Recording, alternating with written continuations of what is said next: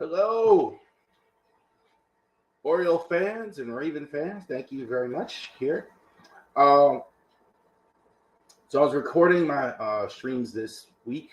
This week's streams had a little bit more information than I usually do. So I didn't mention this that happened yesterday, and I didn't want to. I definitely didn't want to mention this for the Oriole fans. Jordan Lyles had an $11 million option, and we talked about it on the channel here yesterday. That was declined by the Orioles. They had to make a decision. I believe it was 4 days after the offseason. So they've decided to not pick up his $11 million option for 2023. So what does this mean for the Orioles? Basically, I wouldn't read too much into it, honestly. I think the only thing it means is what exactly happened. They didn't want to pay him $11 million. They didn't want to pay him $11 million. I think that's the only thing that's really out of play here. Lyles was their best starter, considered by a lot of people. I thought it was Dean Kramer, but I thought he certainly was your innings eater last year. So I think he definitely exceeded expectations.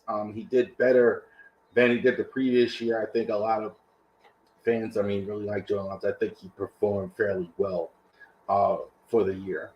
They didn't want to pay him $11 million.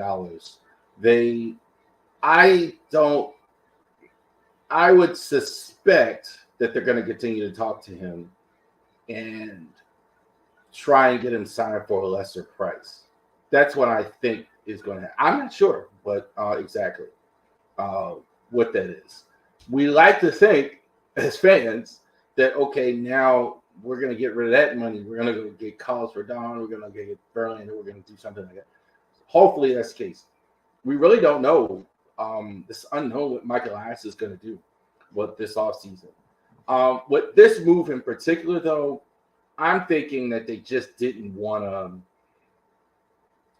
to guarantee him a rotation spot. I think they want to look at all options. And I think if you give him $11 million, he's in the rotation. I don't think you're going to go out and get someone else. So I think they're taking the risk that he's going to sign with somewhere else.